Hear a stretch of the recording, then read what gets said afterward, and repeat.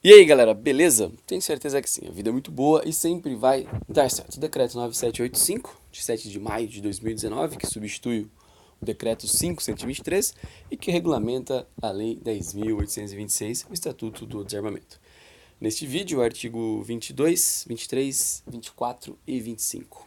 Artigo 22. O porte de arma de fogo é revogável a qualquer tempo, desde comprovado o descumprimento das exigências legais e regulamentares para sua concessão. Então, uma vez presentes os requisitos, será concedido o porte.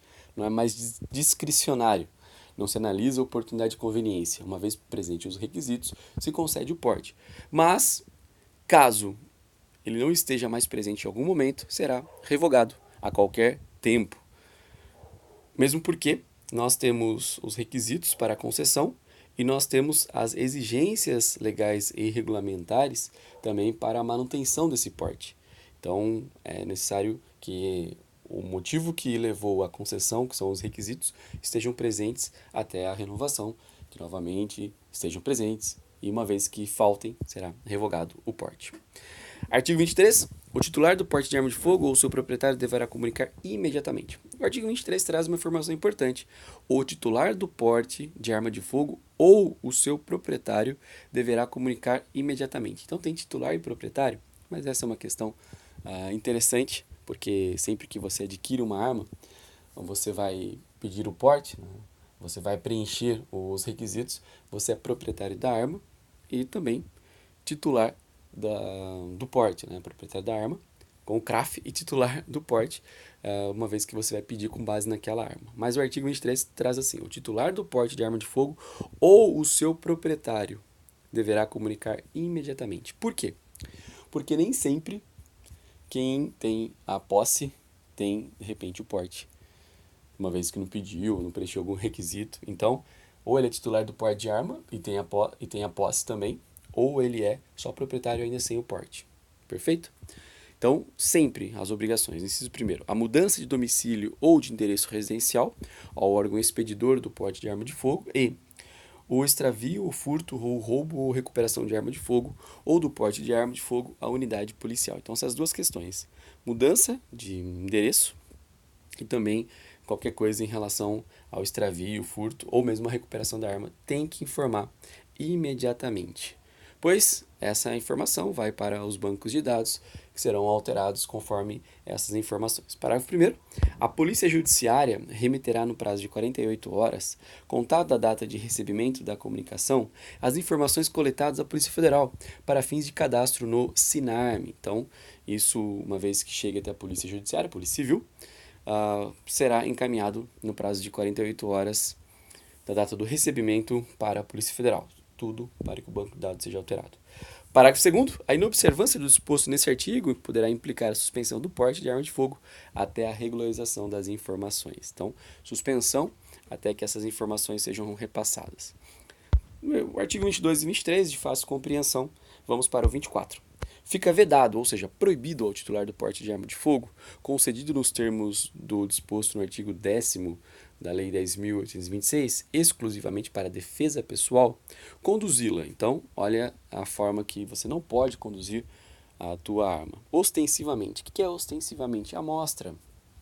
Na cinta, de repente, ali, não pode. É sempre velada.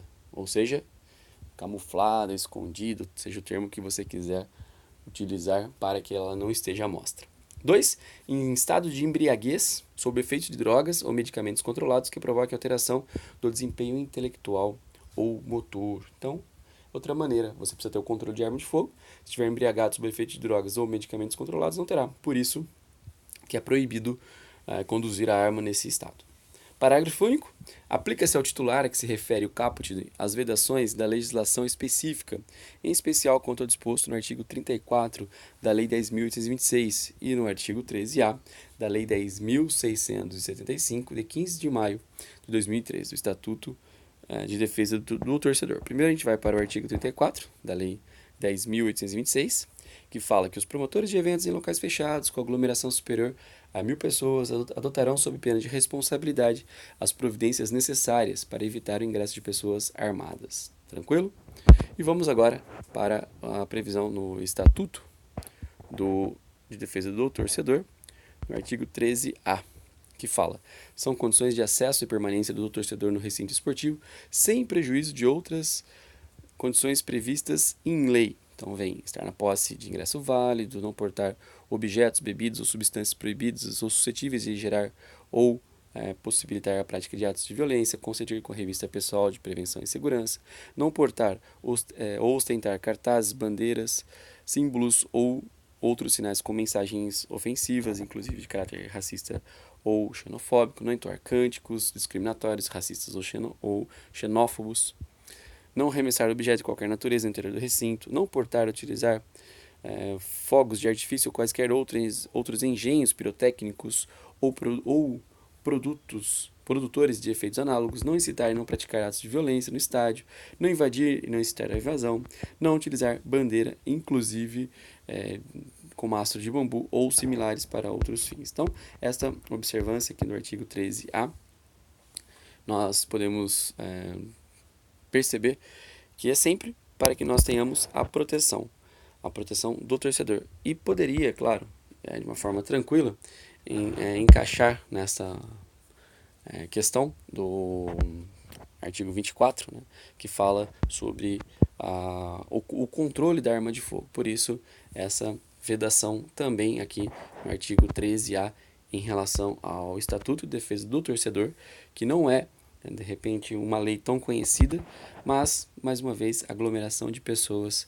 Então, não faz sentido, né, portar arma de fogo, ainda mais porque nós podemos ter atos de violência, né, por conta da utilização da arma de fogo.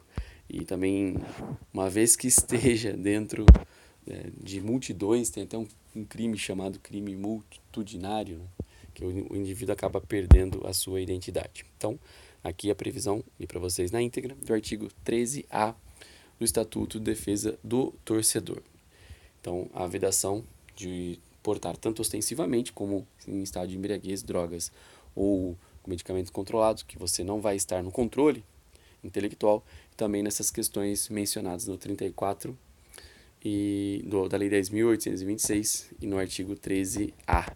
Lembrando que a Lei 10.826, que é o Estatuto do Desarmamento, é uma lei que também merece algumas alterações, mas ela vai sendo emendada, vai ganhando letra e até que o Congresso faça uma nova lei.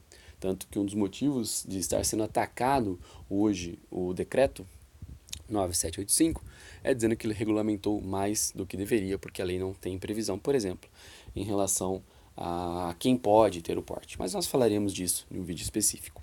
Artigo 25.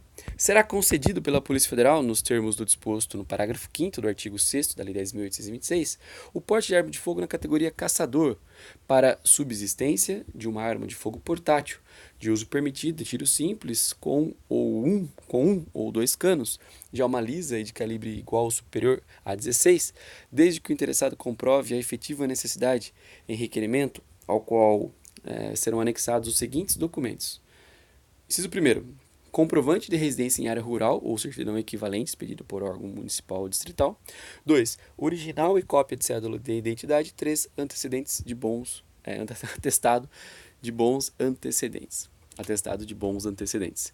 Então, no artigo 25, essa concessão da Polícia Federal para o porte de arma de fogo na categoria caçador para subsistência é quem vai caçar para se alimentar. E aí vem falando de que arma poderá ser, né? Uma arma de fogo portátil, uso permitido. E lembrando que o uso permitido hoje foi alargado, né?